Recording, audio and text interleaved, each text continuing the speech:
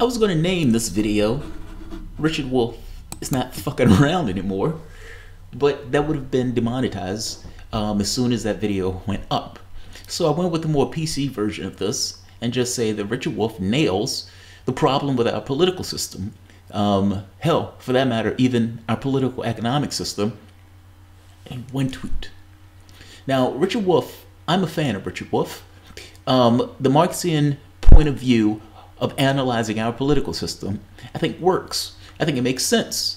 If somebody's listening to what Richard Wolff is saying, I often think he makes a ton of sense. Take a look at this tweet. If I am a preacher, I swear this is my sermon, because I think this hits home with our political morass. Richard Wolff. To counter mass anger in the 2008 bank crash, to counter mass anger in the 2008 crash, bank bailouts, and then austerity for the people, Italian and French governments plan to spend more on the people. They could avoid borrowing by taxing corporations and the rich, but that would risk offending the donors to keep them in office. Now, just to give a little context on what Richard Wolff is talking about, I have a story coming up talking about the Italian government and their budget. They've been having a budget fight with the European Union on the amount of money that they can spend because there are certain limits that the European Union implements from the standpoint of these countries that are a part of the European Union. The European Union was going to censor, or not censor is the wrong word, they were going to sanction the Italian government because the Italian government got elected with a ton of campaign promises that they were going to implement. One of the main ones, making sure or giving money, almost like a universal basic income, to the workers and to the people or the poor of that country. They've come to some agreement lowering the number that they were going to do, meaning I think it was like a 2-point-something% budget that they were going to go with. Yeah, spending. I think it was like a spending thing of 2-point-something%. I think they ended up on like 2.03% or 2-point-something%. I don't have the story in front of me, but it's just a little over 2%. Now, the French government has decided on a much higher percentage, and for the most part, the European Union gave a pass on that because the yellow vests were out there protesting and setting shit on fire, and the European Union was probably terrified that that was going to spread. The thing is, those were their campaign promises from the standpoint of the Italian government, and they're going to try to implement that, like Richard Wolff said, through borrowing. The French government, same thing. The yellow vests were able to win concessions from the standpoint of increasing minimum wage, cutting the tax on pensions, getting rid of the gas tax. But the way that the French government is going to pay for that is by borrowing to pay for it, as opposed to taxing the rich. In fact, Macron has completely taken off the table this idea of getting rid of the tax cuts that he implemented for the rich. This was pretty amazing, seeing that he goes in, gives these massive tax cuts to the rich, and then starts putting austerity on everybody else. He's taxing the people at the lower end of the economic spectrum in order to pay for this kind of climate change stuff. It's utter nonsense. Of course they're going to protest. They should protest. It was right, doing God's work to get out there to set shit on fire and turn over cars. They were doing God's work. Richard Wolff's point is, you could pay for this by taxing the rich. Eat the rich. You could pay for it that way. But they don't pay for it that way. And an interesting question that Richard Wolff is bringing up is, why don't they pay for it that way? Take a look at this. I can't speak for the other governments, but in America, 91% of the better finance candidate wins. 91% of the candidate that raises the most money wins. Now, if you are in a political situation like that, and 91% of the time the one with the most candidate wins, what do? What is the most logical thing in the world for you as a politician to do? The most logical thing in the world is for you to go in the direction of money. They're not insane for doing it. You can say they're horrible people for doing it. I don't think they're necessarily horrible people for doing it. I think they're just people. And I think people go in the direction of the incentives. And in this case, the incentive is, I need to raise as much cash as I can possibly raise. Now, the people who are giving them that cash Well, super PACs, corporations, and people with means. Not just giving them the cash, but this idea of jobs after the fact. There are certain incentives that are there for people who play ball, one of which is winning the race.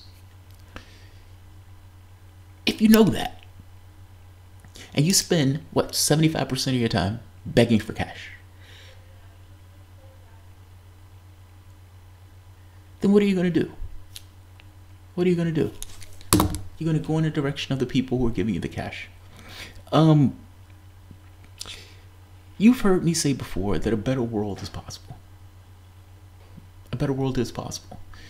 But the door that you're going to have to walk through is that door. Right here. This one. What Richard Wolff is saying.